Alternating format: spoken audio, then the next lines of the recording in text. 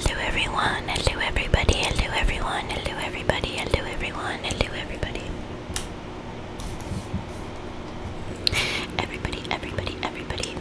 It is me, Hailey. Welcome back or welcome to my channel. Thank you so much for joining me today. And let's just get into it.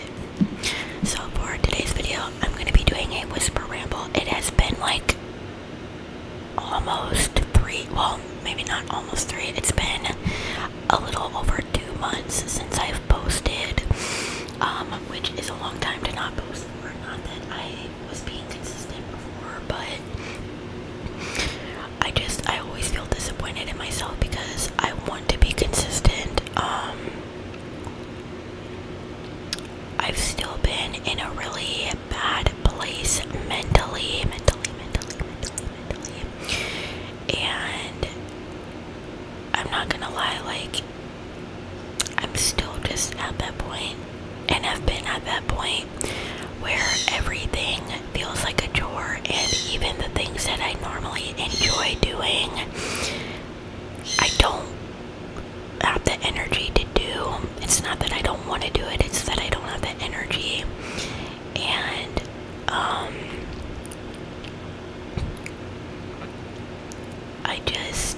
I feel like it's hard for me to try to relax other people, like come on here and try to relax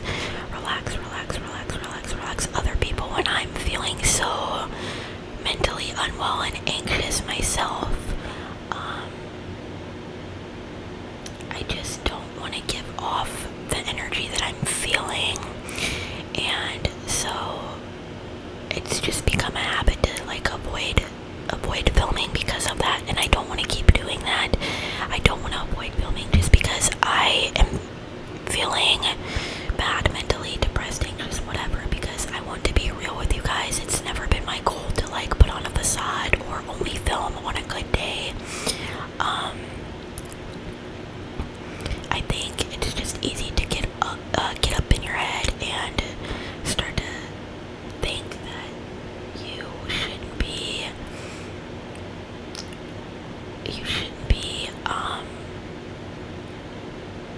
filming and posting if you can tell that you're not feeling well. But I think that's absolute bullshit. I don't think that anybody needs to look or feel a certain way to be able to make any kind of content that they want. It's just my own personal thing that I am hard on myself about, I think.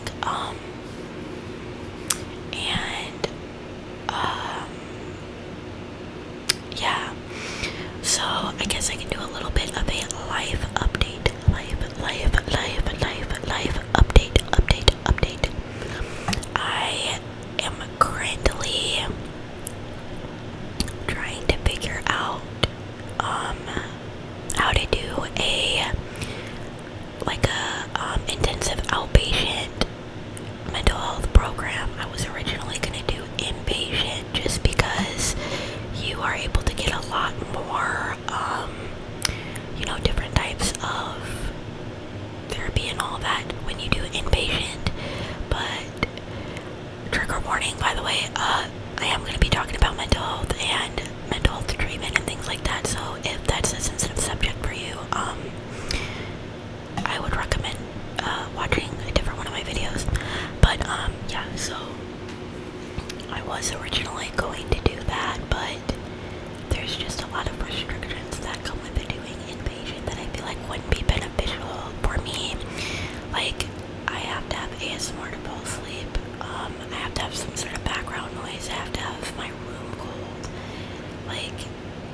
and there's no accommodations for people when you're inpatient, for, depression and stuff like that. It's just kind of the same rules apply to everybody, and that's not always helpful. That is not always helpful. So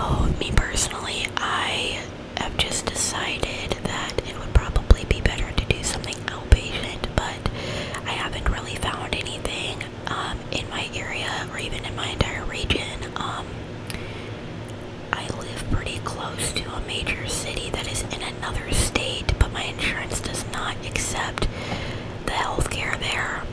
So even though there's a lot of options there, I can't go because my insurance isn't going to pay for it, and I can't pay for any sort of mental health treatment out of pocket. That's just way too expensive. So that's really frustrating.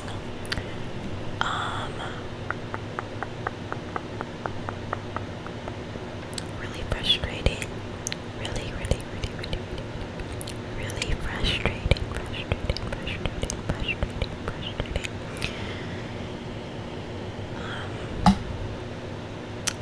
So as far as the life update goes, these past couple months, so I went to a Pitbull concert. Pitbull,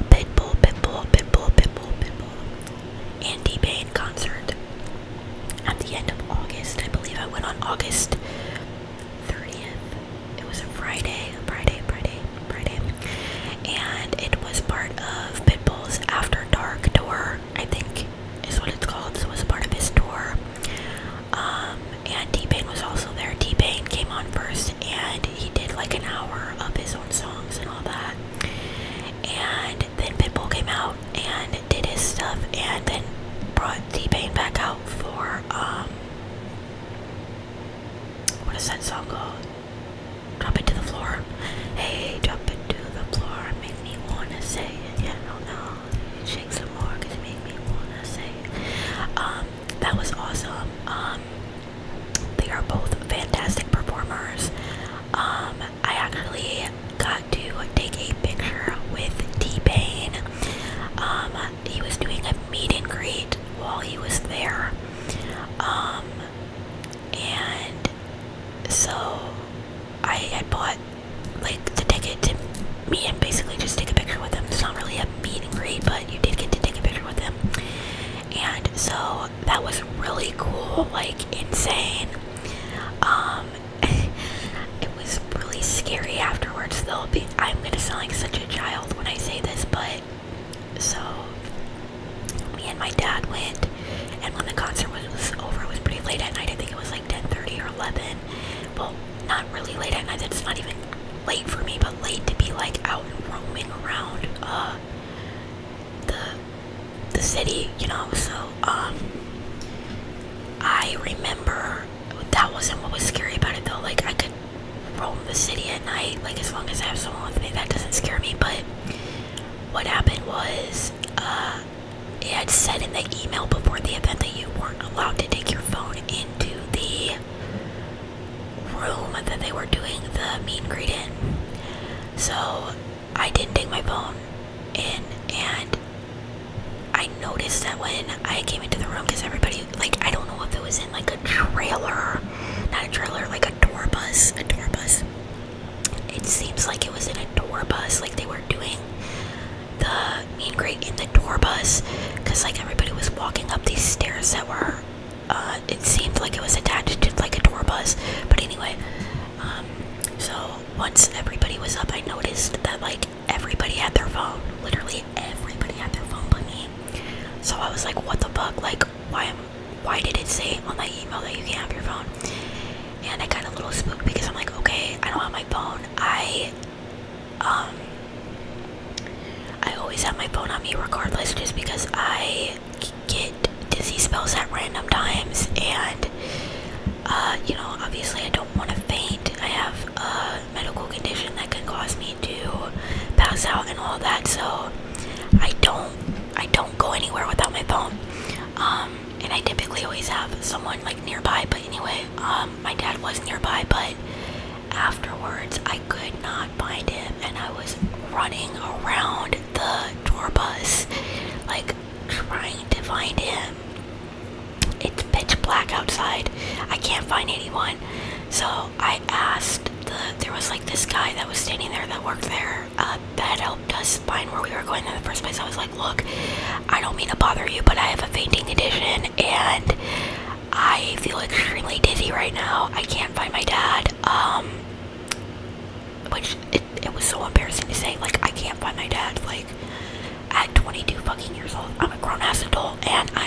somebody that I can't find my dad, but I mean, I wasn't gonna lie and say like my dad was somebody that he wasn't. So I just said like, hey, I'm really dizzy, I can't find my dad, is there any way that you could have somebody help me?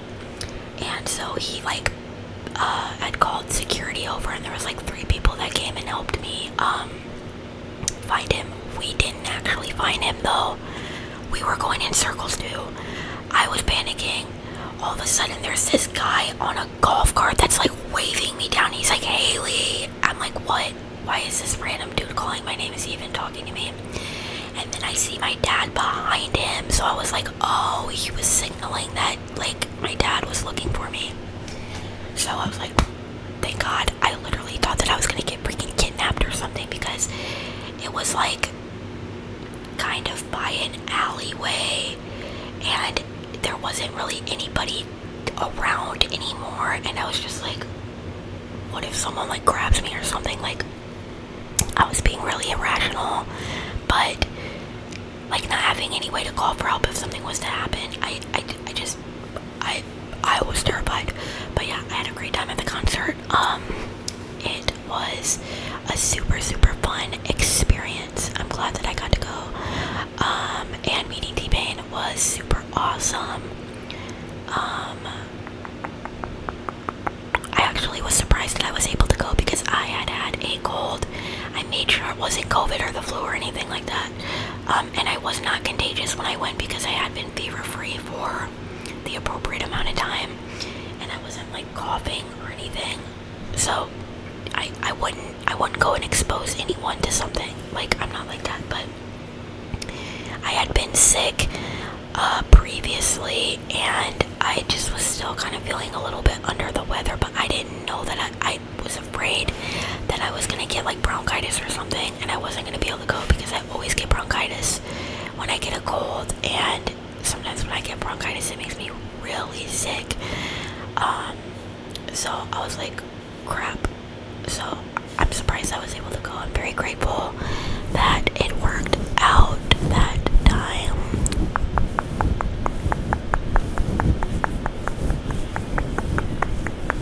That was pretty much the only thing that that was the only like thing that I did last month in terms of like out and about events, I guess you could say. Day to day I don't really leave the house. Excuse me if you heard that. I'm sorry, that was disgusting. This past month, I don't know when I'm gonna be uploading this, but it is September 29th right now, I think.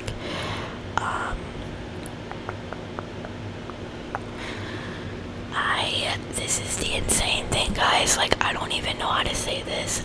I didn't say anything about it here on YouTube just because I was afraid that it wasn't gonna happen. But so a couple days before my birthday, it was literally like 4 o'clock in the morning, and I was just scrolling through Instagram, and all of a sudden I see this ad for a Kate Walsh meet and greet, and I'm like, what the fuck? That there's no way that's local, right? Like, and I click on it, and it said it was local. It was local, and not only that, but there was other Grey's Anatomy cast members that were gonna be there too, because this was a whole like convention for the Grey's Anatomy cast. Not like everybody, but a lot of them. And I literally was tweaking. I almost passed away. Like, you guys have no idea how much I love Kate Walsh. And Grey's Anatomy in general is like my favorite show of all time. That show literally got me through quarantine, and that was a really difficult time in my life because my best friend had just ghosted me, and I was literally going insane. The only thing that was holding me together was watching Grey's Anatomy every night. So that show's very special to me. But anyway, yeah, I love Kate Walsh. Kate Walsh is one of my favorite actresses. I didn't think that I had enough money though at that point to be able to pay for, to be able to meet her. I was like, I can't miss this. I literally cannot miss this. because this is a once-in-a-lifetime opportunity. And also, McSteamy, if you guys know McSteamy, Mark Sloan from Grey's Anatomy as well. He was supposed to be there, and I actually bought tickets to get a picture with him too, but he ended up not going. It said something about production, so like there was an overlap with events, and he wasn't able to go. But yeah, I was kind of disappointed about that, I'm not gonna lie, because I freaking love Eric Dane. Like, Mark Sloan was one of my favorite Grey's Anatomy characters. I would have loved to meet him, but it's okay, you know, like, I'm trying to think of who else was there. Jessica Capshaw was not there the day that I ended up going, but she was there. It was a 2-day event, Saturday and Sunday. I went on Saturday, she was there on Sunday. Sunday also was Sarah Drew, who plays April Kapaner. April. Joe Wilson, the actress who plays Joe Wilson, Camila something. And then Kim Reaver, I think is her name, who plays Teddy. And then a few of like the newer Grey's Anatomy characters that I don't really know because I don't watch the newer episodes really. But I was able to get tickets, and I did not pay for a meet and greet. I paid for a photo op, which, guys, I would have paid for a meet and greet too if I would have known that the meet and greet was actually going to be a meet and greet. My dumbass thought that the meet and greet was like that type of situation where it's like a panel and you easily get caught up in the crowd and you're not really able to interact with them in any type of one-on-one way. So it kind of ends up being a waste of money because you don't get to talk to them at all. But that wasn't how it was. I was watching people do story times about it, and it was a very like intimate type of event where it was just a few people, and like a lot of people were actually sitting directly next to Kate Walsh during the meet and greet, and I'm like, guys, I would have died. I would have died. Don't even get me started. But I digress. Aside from that, like, it was an amazing experience. I know that it was quick, but it was still like best moment of my life. I remember walking into like the photo booth room because they had everybody line up outside of the photo booth, and then as the line started moving, they would like let a certain amount of people in the room at a time, and then the line would just move picture, you know how it goes. But I literally heard her voice, and I was like, guys, I have never been that starstruck in my life. I have never felt what I felt in that moment in my life. It was so surreal. I literally was in so much shock. I remember the person that was like working there that was kind of guiding people through the line. She's like, okay, you can go ahead now. And I was like, it took me a minute to even register that it was my turn to like go and say hi to her and take a picture, because I was like, that's Kate Walsh right there. Like, oh my gosh. But I think that I did a good job at hiding the level of like excitement and nervousness and everything that I was feeling. Like, it was definitely obvious that I was intimidated, but I don't think that it was obvious that I was like literally freaking out. I said hi, I said nice to meet you. She said hi, nice to meet you. She complimented my makeup, guys. She complimented Kate Walsh. The Addison Montgomery complimented my makeup. Best moment of my life. Best moment of my life. That was awesome. I did meet another actress, not technically from Grey's Anatomy, in the Grey's Anatomy universe, but not technically from Grey's Anatomy. If you guys have watched Private Practice, I'm sure you know who Charlotte is. Charlotte King, who was pretty much my favorite character on Private Practice. I love Charlotte. The actress's name in real life is Katie Strickland. I think it's Strickland. She was super nice. Equally she shook my hand. She asked me what my name was. She like introduced herself just like she was a regular person. It was crazy. It was crazy. I wish I would have stayed longer. I was only there for like an hour because, guys, the craziness continues. But I found out the next day that I had mono, and I did not expose anyone to it. Believe me, like, I did not have a fever or anything like that. I wasn't coughing on anyone. I wasn't like, there's literally no way that I spread it to anyone.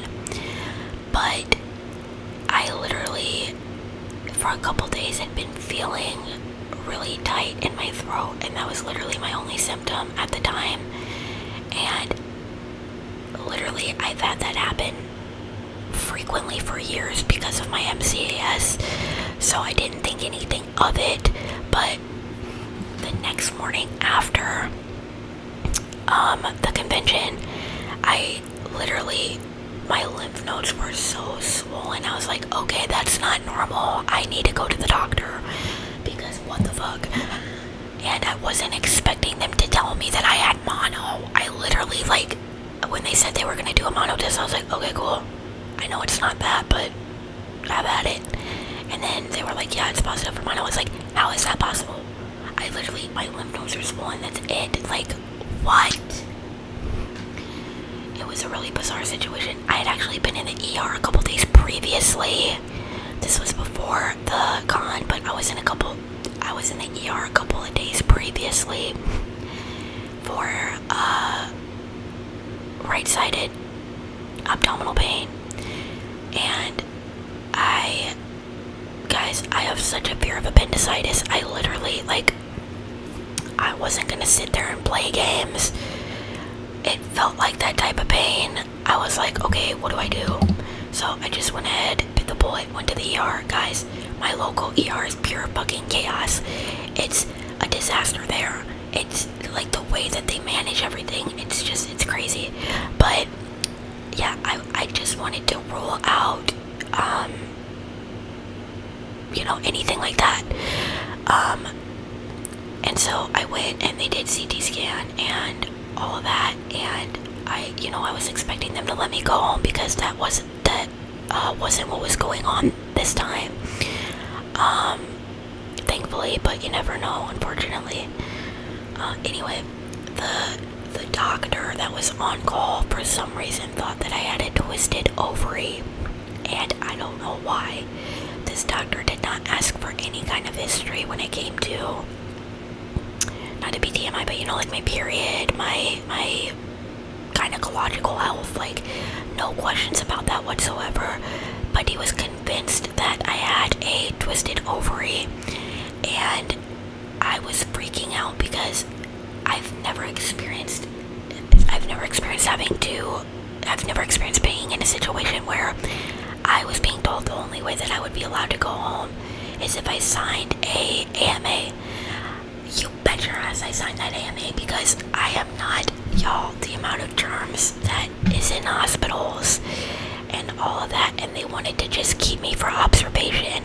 This was less than 2 days before the meet and greet. I was like, no, ain't no way. I'm getting the fuck out of here. So I signed the AMA, literally had a nervous breakdown afterwards though because I didn't know what was going to happen. I didn't know what was going on. I just didn't feel well. The pain was kind of coming and going. I still don't know what that was about. I just know that I obviously had like mono brewing up in my system, and that could have been why I wasn't feeling well. It probably was. But yeah, this doctor was like telling me, oh, if you go home and this is what that is, like it's a surgical emergency, like this is really dangerous, don't you understand that? I'm like, yes, but I know my body, and I really don't think you need to keep me for observation for something that I have absolutely no like signs of right now.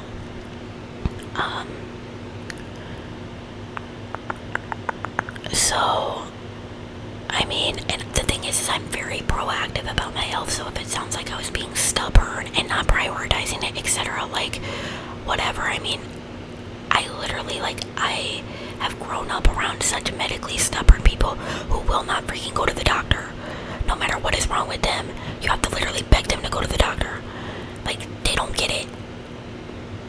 I'm not like that. I go to the doctor when I feel like something is off. I go to the doctor because I'm not sitting here trying to play games. I'm not sitting here trying to wait for something bad to happen. Like, I want to, figure out what's going on before it gets to that point. Why would I sit around and wait for something to get worse? You know what I mean? So I had a bad gut feeling about staying there. There's just sketchy things that have went on with that hospital, and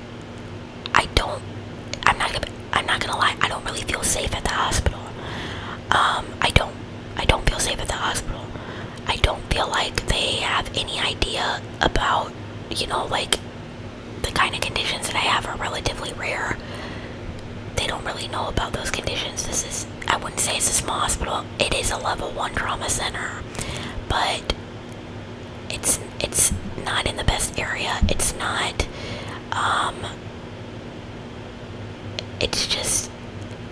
there's just been different situations that have happened there that I don't want to get into, but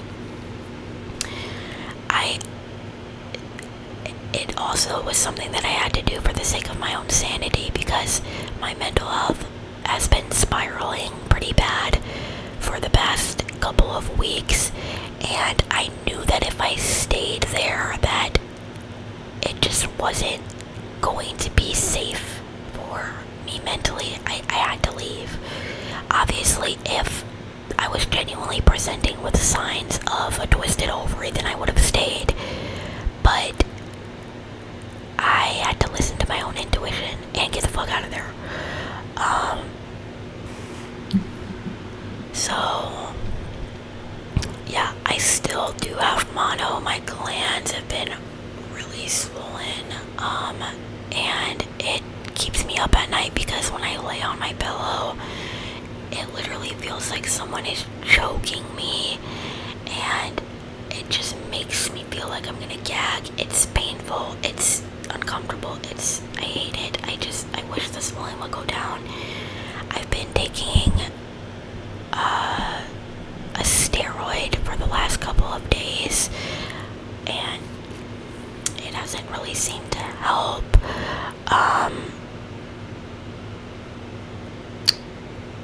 Inflammation due to viruses a lot of the times is just something that kind of has to run its course, and it's unfortunate. I wish that they would go down even just a little bit. But yeah, I don't know how the fuck I contracted mono. That's another thing I wanted to say. I have not kissed anyone. I have not been on any dates. I have not hung out with anyone. I have not had anyone come over. I have not been in anyone else's house. I have not had close contact with literally anyone.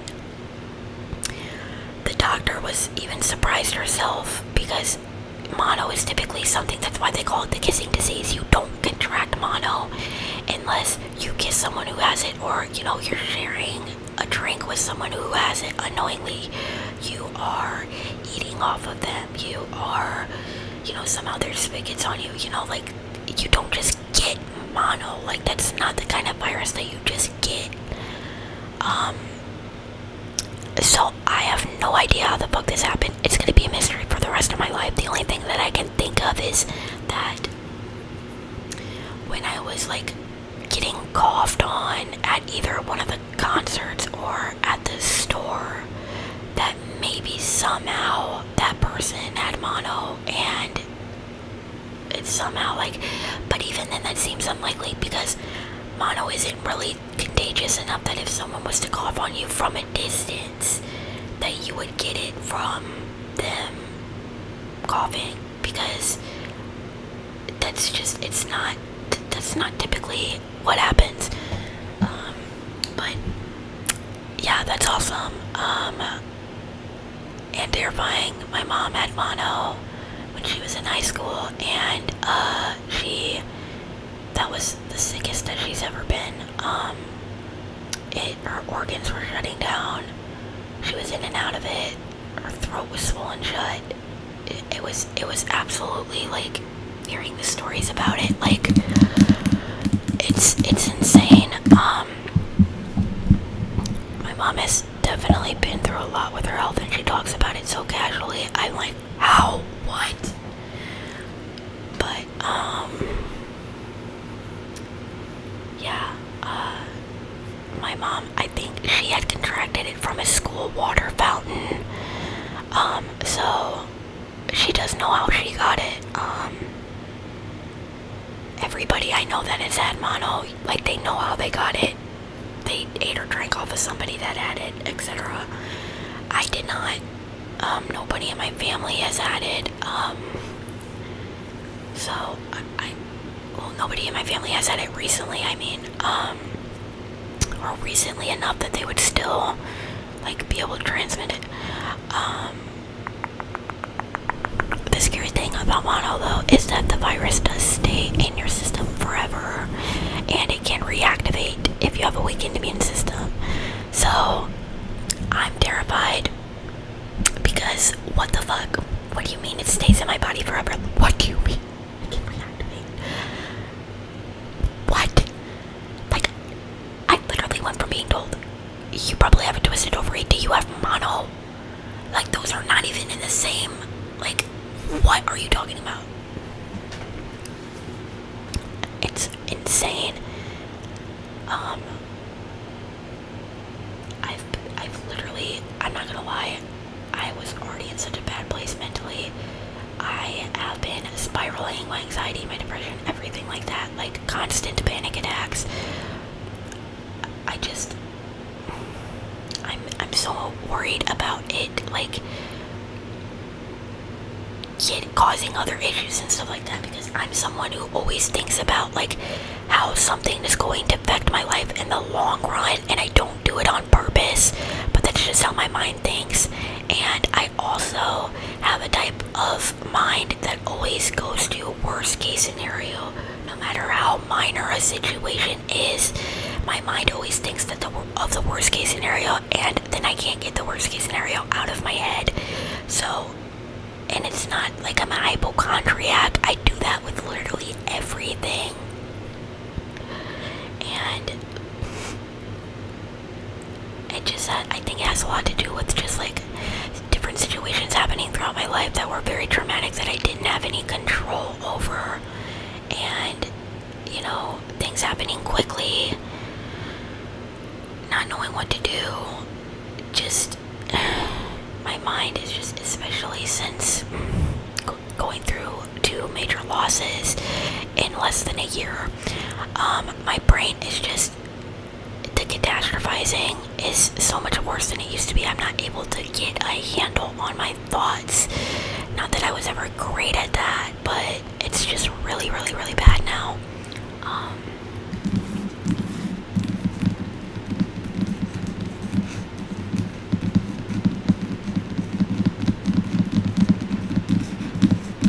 But yeah, there's that. What else can we talk about? My sister's birthday's coming up, and we're planning on taking her on a little trip for the day, to the city.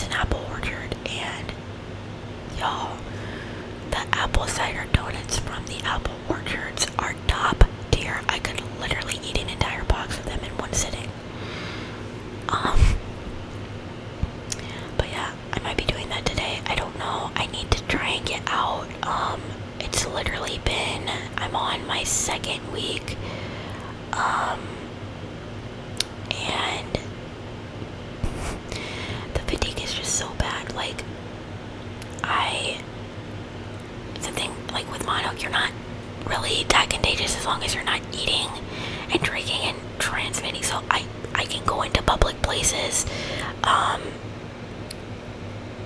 like it's not going to be transmitted to anybody. But I'm just saying, I know that the fatigue is something that it might never really get better, because that's just how it works with those kinds of viruses, and I'm scared. But yeah, I've been just absolute crippling fatigue, muscle weakness, all that, and I need to try to get out and just see how my body's gonna do, because fatigue or not, like being cooped up, I've been cooped up in the house for like the past week or so, and even then I only left the house like once last week, so I'm going stir crazy.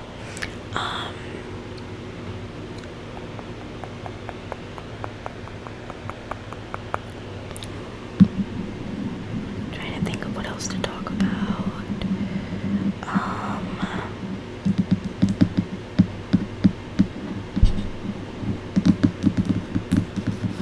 I'm not gonna make a video on the Diddy situation, but this is insane. I feel like a lot of people are saying we're witnessing like the downfall of Hollywood, and like these things coming to light, my mind is blown. Like it's not surprising in a sense, because like a lot of these famous people are literally insane, but it's just shocking that, you know, we're witnessing this like slow downfall of Hollywood. But this is why, like, there's no point in ever assuming that a celebrity is a good person just because they seem like they are. 9 times out of 10, nothing is what it seems like it is. So, you know, idolizing celebrities, I never understood that. Like, of course, there's celebrities that I'm a fan of their music. I would see them in concert. Obviously, anybody who's some kind of convicted felon, whatever is going on with that, like, if a celebrity is I'm not going to use those words because I don't want to trigger anybody, but y'all get the point. Like, you have to draw the line somewhere, you know. Like, I wouldn't go to a concert of certain people for certain reasons, but I'm just saying, like, in general, we shouldn't be idolizing celebrities because we don't know them, we don't know what kind of person they are, and defending celebrities like you know them and like you know their intentions is insane to me, because you don't. And like, a lot of fans are just delusional. Like, they genuinely think that they have this relationship with them, and they don't. Like, it's one-sided. Like, I recognize that my favorite singers, my favorite actors, my favorite actresses, you know, like, they don't know who I am, they don't care. Like, some of them probably appreciate the support, yes, in general, like me as a general fan, but they don't know who I am, they don't care who I am, they don't, you know, like, none of that's important to them, because, I mean, it's irrelevant to them, you know, like,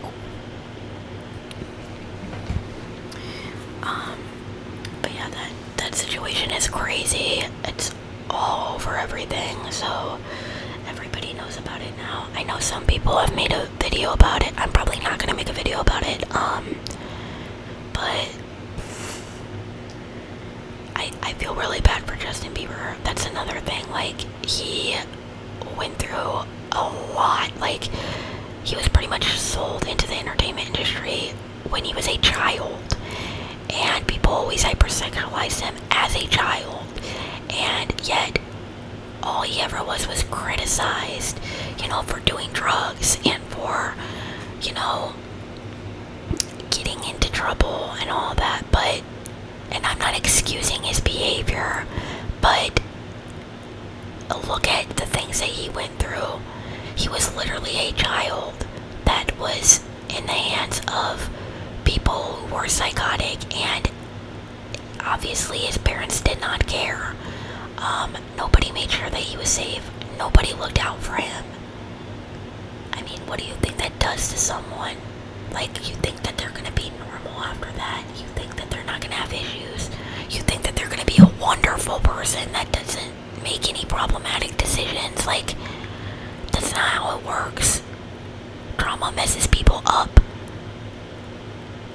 And that is just, it's just insane to me that, like, people's lack of empathy, for, I think, a lot of male artists that got famous young and were, just groomed and all of that, especially Justin Bieber. It's just crazy.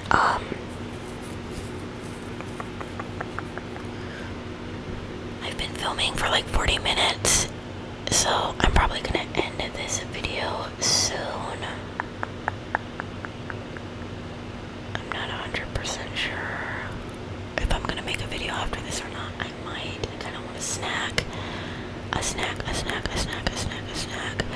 I literally put makeup on today for the first time in like 2 weeks. I guess I can talk a little bit about Halloween. I don't know what I'm doing for Halloween, but I do know who I'm gonna be for Halloween. Sort of. I'm either gonna do a Grey's Anatomy costume, which I've done a Grey's Anatomy costume before, but I did navy blue scrubs for attending. And this time I would be doing the seal blue scrubs for resident. Because on Grey's Anatomy, the residents wore seal and the attendings wore navy.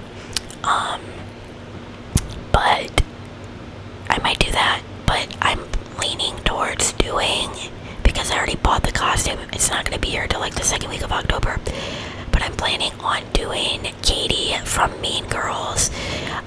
It's that black dress that she wore at the party, that iconic black leather mini dress that has like that pink stripe down it. If you guys know what I'm talking about, most people have seen Mean Girls. I'm sure you do know what I'm talking about, but if not, you can look up a picture of it.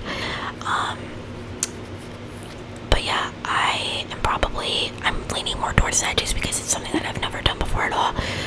Last year I technically had 2 Halloween costumes because I wanted to match with my dog for a couple pictures, and then I had this really unique, awesome idea at last minute that I couldn't pass up, which was to do Shania Twain from the Man I Feel Like a Woman music video. So I technically had 2 costumes. Last year, I think we barely got any trick-or-treaters last year because it was like pouring down rain. Usually we get a lot of trick-or-treaters in my neighborhood, which is awesome because growing up we didn't live in a neighborhood, so we didn't really get any trick-or-treaters. So when we moved here, like being able to pass out candy and there actually being like a lot of kids, like I absolutely love that. Like, it's so heartwarming. I love kids, and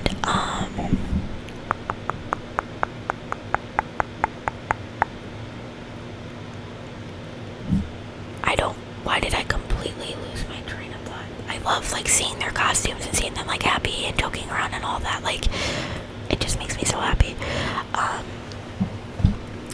So yeah, I don't know where my train of thought went, but yeah, let me know what you're gonna be for Halloween, what your Halloween plans are. I wish that I had plans for Halloween, but I probably don't. I do have fun passing out candy. I love passing out candy, like I said, but it would be nice to like have actual plans.